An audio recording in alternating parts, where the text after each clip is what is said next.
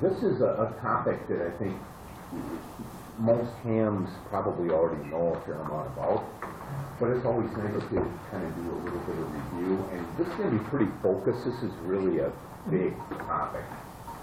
It looks fairly simple, but there's a lot of subtle variations and facets to this, and I'm not going to spend hours doing that. So, what we're going to do is just go through designing a simple single-stage, I guess what a lot of folks would call voltage amplifier out of an NPN BJT, and get it set up so that it'll be stable over temperature, time, things like that. A couple of things you have to do to begin is you've got to pick some values for some of these parts. You've got to start someplace. And a common place to start is VCC, the power supply. 12 volts makes sense. And then you need to pick a value of collector current. And there's a lot of things that might influence that choice. But if you're just going to build something to try to amplify a signal, maybe a microphone, low-level audio, a milliamp, good place to start. But anything from a few microamps to a few milliamps will work with this design. We need to specify the frequency range because we're going to have to calculate some capacitor values. Again, this is just audio in this case, but it would also apply up to maybe a couple of megahertz if you want to go that high. Pick a device, 3904, 2N222, just about anything will work. With this particular design, the device characteristics really aren't very important. Low voltage, low current, low power, just about anything will work. We need to pick a configuration, common base, common emitter, common collector. They all have kind of their own unique advantages. We're just going to do common emitter. And actually the biasing, the DC biasing doesn't change between those configurations. And then we need to figure out how we're going to do this. There's a lot of different ways to bias a BJT. Some are real simple, single resistor. They don't work very well. Some are more complex, and they work better. What we're going to use is what's usually called common emitter voltage divider bias with emitter stabilization. And the emitter stabilization is talking about RE there in the emitter. It's typically a pretty small value, but it has a lot of influence on the stability of the circuit. And the voltage divider comes from the RB1 and RB2, which are basically connected across VCC to ground, and then the base of the transistor is at that voltage divider point. We'll talk a little more about the coupled and C bypass later. But you got what I call those inputs over there on the left and those outputs over there on the right. Polarity of C1 and C2 are going to be determined by whatever is hooked in and out, because if that has a DC potential, that may affect how you install those caps. Anybody ever hook up an electrolytic backwards? Yeah, I used to do that for my students in a big glass jar to demonstrate that you don't want to do that with like your case right over. They like that. Again, some assumptions or ballpark values that we're going to use. We got to pick a value of RE. In this design technique, you basically start with that. 330, good value. 100 ohms, K ohm maybe. 330 is a good one.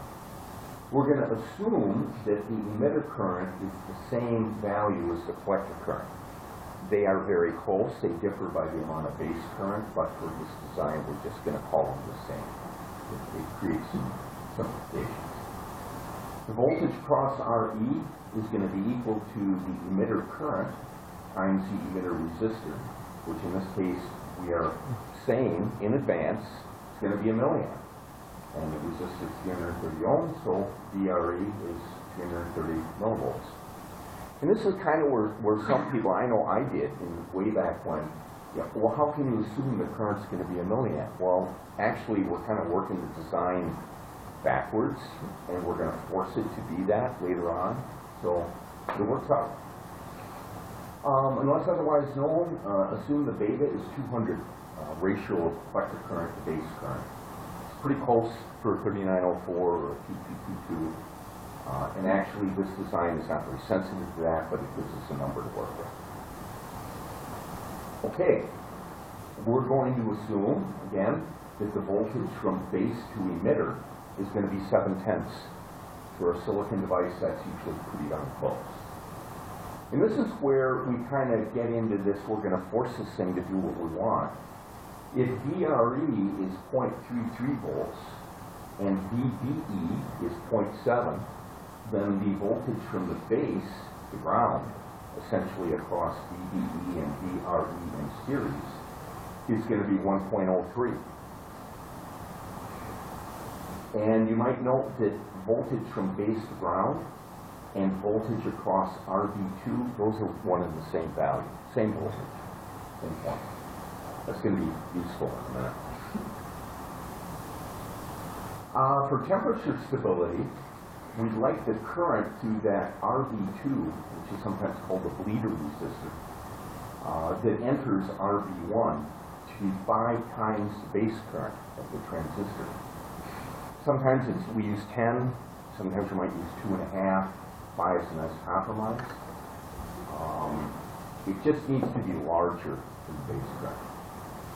Well, we're going to assume that IC and IE are the same. We said we have somehow forced IE to be 1 milliamp. So the base current is going to be that 1 milliamp divided by the beta 200, 5 microamps. So in this circuit, if you were to build it when we're all done, you should be able to measure something coming out of the base there of 5 microamps. Well, then we want the current to RB2 to be 5 times that. Well, that's 25 microamps. Now you've got a voltage, 1.03 volts, which is across RB2. You know you want 25 microamps flowing through it. So now you got a voltage and a current. Now we can calculate the resistor value. It comes out to about 41K.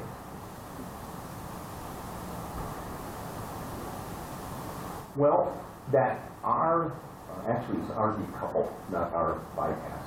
RB coupled is going to be small, 100 ohms. So we're just going to ignore any drop across it. We're just going to say the top of RB1 is at VCC. Well, we don't need to split hairs like that. It's very close. Well, if the top of RB1 is at 12 and the bottom of RB1, which is the top of RB2, is at 1.03, then the voltage across RB1 is 12 volts minus 1.03 volts, which is 10.97. I don't know, I think all of this stuff is all Kirchhoff, isn't it? Yeah. Okay, so we have 10.97 volts across RB1. Well, all of the current leaving RB2 goes up to RB1. All of the base current goes up to RB1. So therefore, the total amount of current to RB1 is going to be that 25 microamps leader current plus 5 microamps base current, 30 microamps. Now we know a voltage and a current. The resistor value comes out to about 265.5 K. And you'll notice I, carry things out to maybe 3 places after the decimal. In some cases, that's ridiculous. You aren't going to get a resistor of that value. But it's kind of nice to know, are you, do you want to round up, do you want to round down when it comes time to pick a standard value. Kind of the last thing we need to do here is we need to come up with a value of RC. Well, in this kind of a circuit in low-level applications, you typically want about half VCC dropped across RC. So we want about 6 volts across that resistor. We've already said the collector current is going to be a milliamp.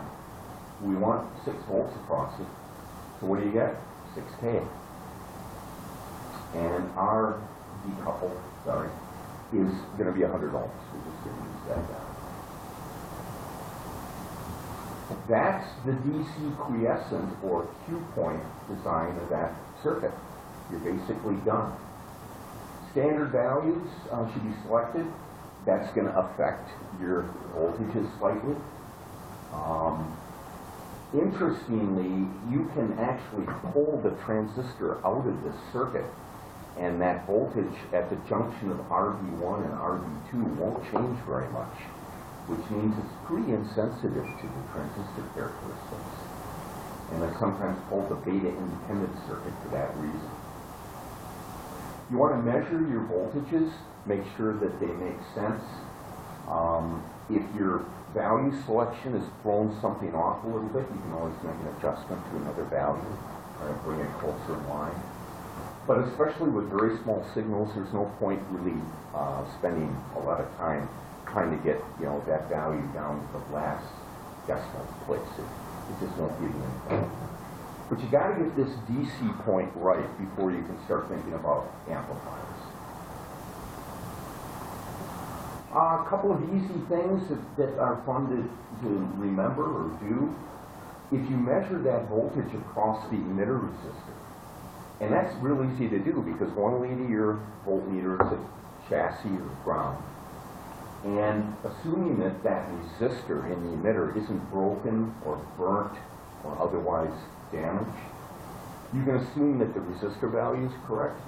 Well, if that voltage across it is correct, you can be very confident that emitter current is correct.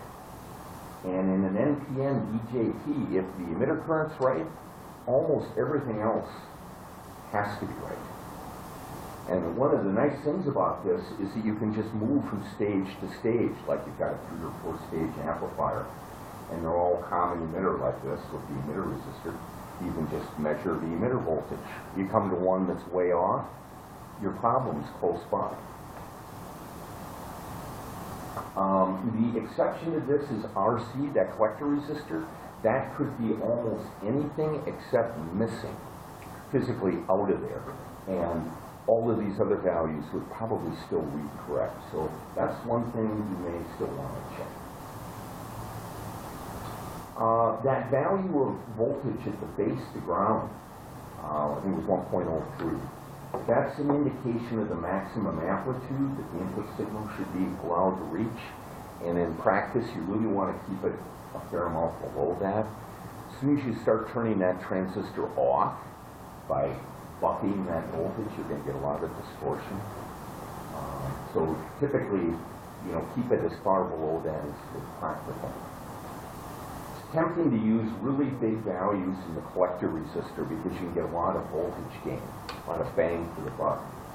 But it's very tricky to get this thing biased correctly as you go up in value.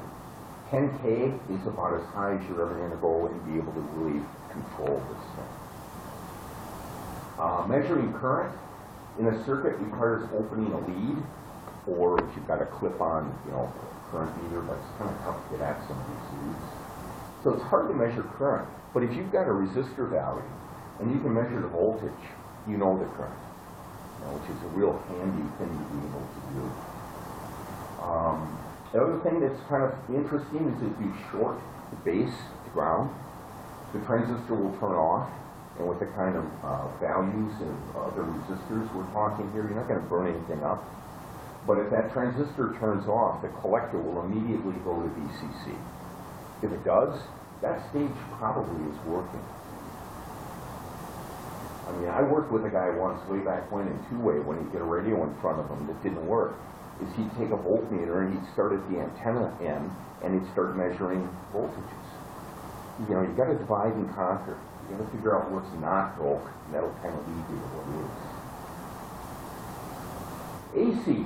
Now it's time to look at this thing in terms of putting a signal into it. Capacitors in this circuit really don't have anything to do with the Q point unless they short, and then they're going to start upsetting the circuit. So these are all part of the AC calculations. And to come up with these values, we need basically some impedances. And different textbooks call these things different things, and authors sometimes get a little fast and loose with is it a lowercase letter, is it an uppercase letter? So I just use the ones that I have used in the past, and other people might use something else. But there's something that typically is called little r e, another thing called r in, and then c in. And then we can calculate the voltage gain, which is frequently called A sub B. RE, or little RE, is something called the emitter resistance, and it's really pretty simple to calculate. It's just 26 millivolts divided by the emitter current. And that 26 millivolts comes from the mobility of electrons, or if you're an engineer, holes, moving through this crystal structure. It's a constant. We just use that all the time. Rn is actually the impedance looking in at that in point to ground. What does that whole thing look like at in? Excuse me, no, I'm sorry, this meter. It's from the base to the device into the emitter resistor and capacitor to ground. Zn is the same thing, but with RB1 and RB2 going in. And the reason that RB1 and RB2 affect this thing called Rn is if you look at the top RB1, it's at AC ground through the C bypass. So the top RB1, as far as AC is concerned, is at the same point as the bottom of RB2. That means RB1 and RB2 are in parallel for AC. Same thing with base to the emitter through the emitter circuitry ground. It's all in parallel. AV, voltage gain, can be measured with scope, or you can say, what's the value of RC divided by the value of little re. And that'll tell you how much bigger the signal at the collector should be than the base. Well, in this case, we've got 26 millivolts divided by a milliamp. Our little re is 26 ohms. Rn, the formula for that is little re times beta. In this case, 26 ohms times 200, 5,200 ohms. Zn is at 5,200 ohms in parallel with RB1 and RB2. They're both pretty big, so it doesn't change much. Zn is about 4,500 ohms. Now the capacitor at C1, a good rule of thumb is you want that thing to have a reactance, X of C, 1/10 the value of Zn. That's where we calculated Zn, so we can figure out what C1 needs to be. Well, where do we do that? We do it at the lowest frequency that we anticipate using this, because as frequency goes down, reactance of the cap goes up. So, 10th of 4,559.6 is about 456 ohms, and the formula is there, and we come up with about 17 microfarads. In this case, we probably use a 20 mic, air on the high side. X of C2 is a little more problematic because we don't know right now what's hooked it out. But whatever it is, say there was another stage there that had a Zn of 4,559 ohms. We would use that value to calculate that cap. The bypass cap down there, or up there actually, at the top of RC, should be 1/10 the value of the value of RD couple. And this is where caps tend to get kind of big. In this case, comes out to about 800 microfarad. And you can cheat a little bit on that if you want. Well, we're going to talk a little more about those two values in a minute. They're really pretty important. And in this case, at least with nothing hooked to the output, maybe just a scope, very high impedance, voltage gain is going to be about 230. Pretty good gain. A couple of variations. You can take C3, which is that sometimes called the emitter bypass capacitor. You can remove that. Q point won't change at all, but the gain is going to change dramatically. Now it's going to be the collector resistor divided by the emitter resistor, 330 ohms, plus a little Re. In this case, it's going to work out to about 17. We dropped from 200 something to 17. A lot less gain, but what you get in exchange is a much more well-behaved amplifier. It's going to do pretty much the same thing over a wider frequency range. It's going to have a lot less distortion. BJTs are, even though they're biased properly, they're still going to introduce some distortion. Well, this reduces it. Leaving that resistor unbypassed is an example of negative feedback. And negative feedback has a lot of variations, but this is a real simple form. Sometimes the top of RB1, instead of going to essentially DCC, goes to the collector instead.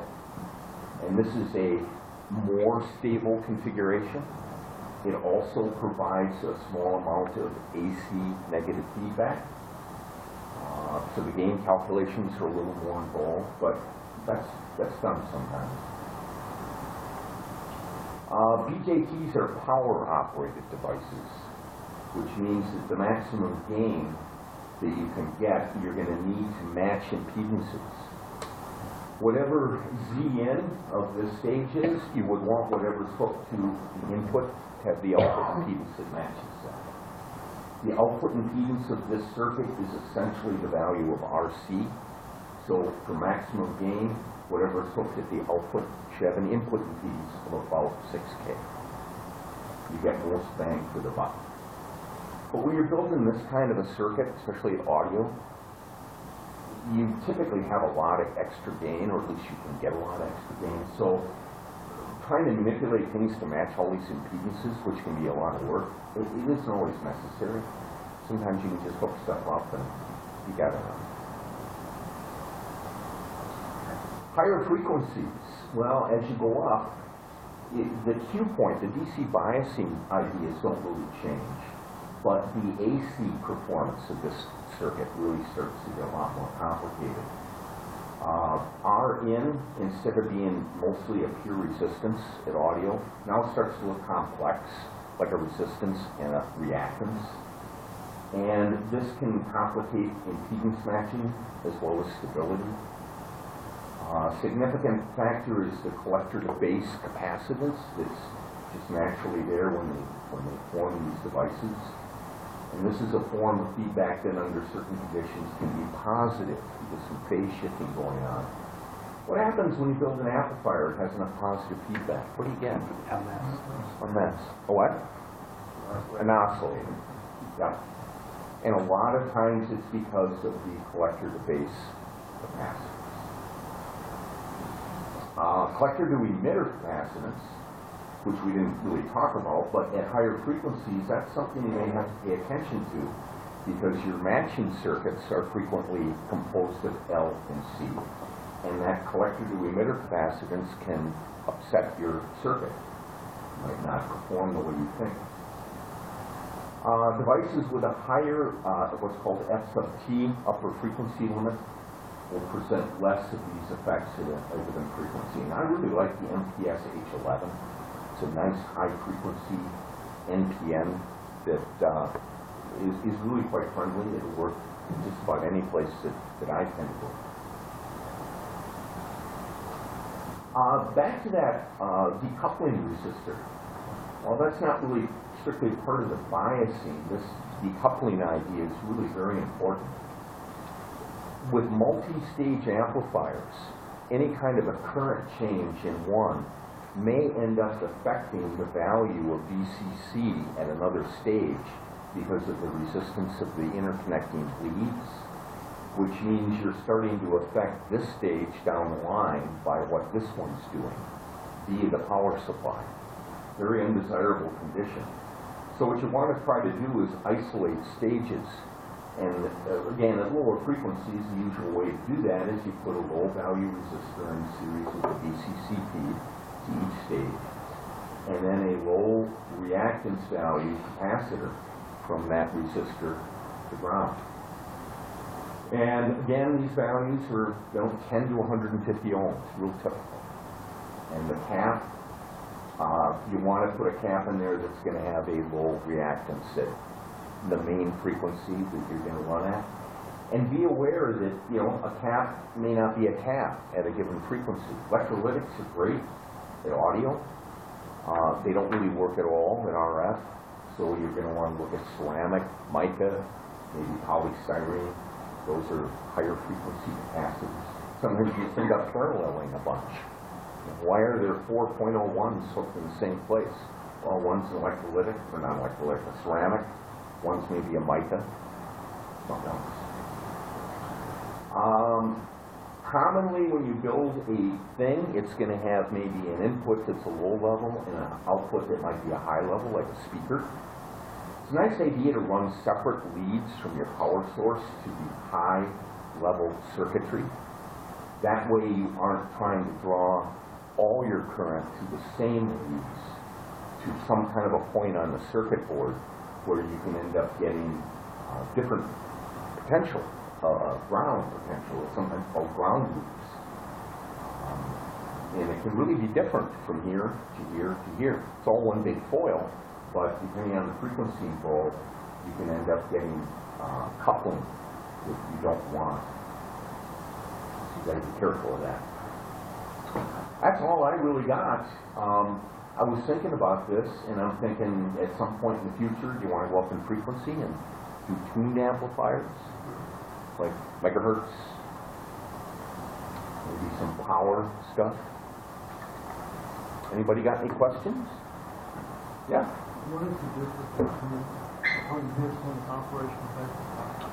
Well, an op-amp is constructed internally of some kind of device. It might be BJTs, it might be FETs, but it is a multi-stage circuit instead of just one.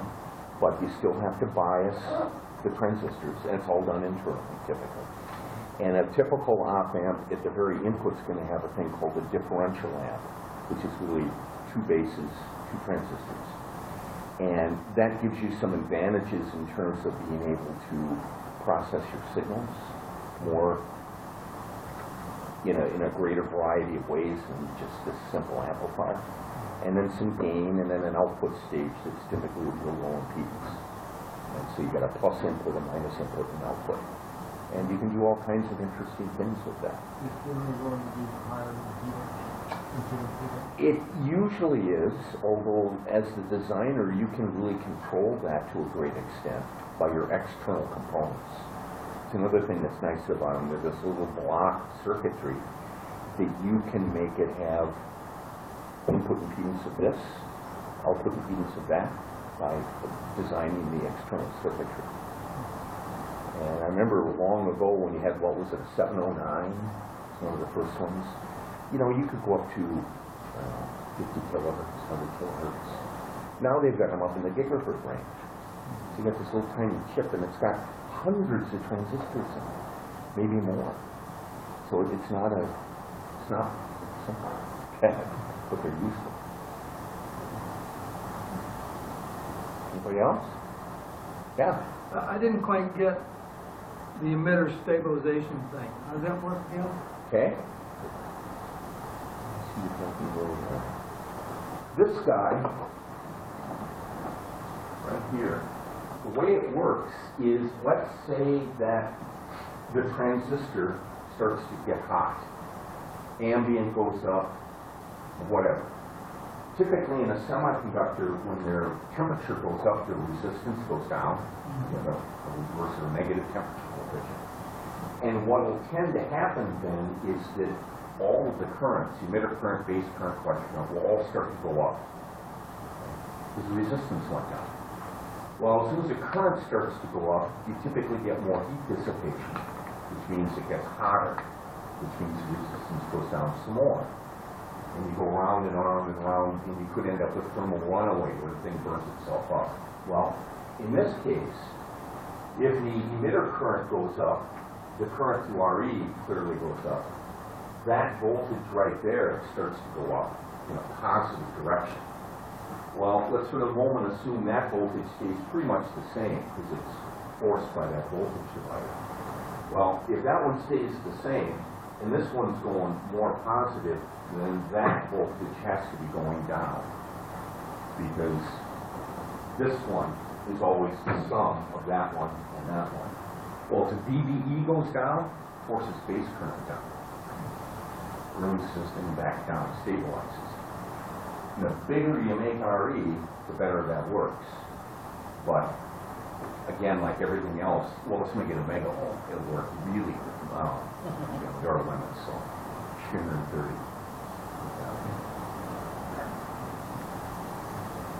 It's kind of fun with a circuit like this. Take everything out, just put the emitter at ground, get rid of that, just use that and that. And you can bias it that way.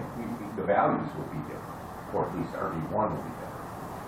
And then hook it up. Hook up your voltmeter, say, from collector to ground, and just sit there and watch it, and that voltage will start moving. And then breathe on it, and really start moving. That's a simple way to bias it, but it's not very practical. This is very stable. Anybody else? Okay. Nice to you.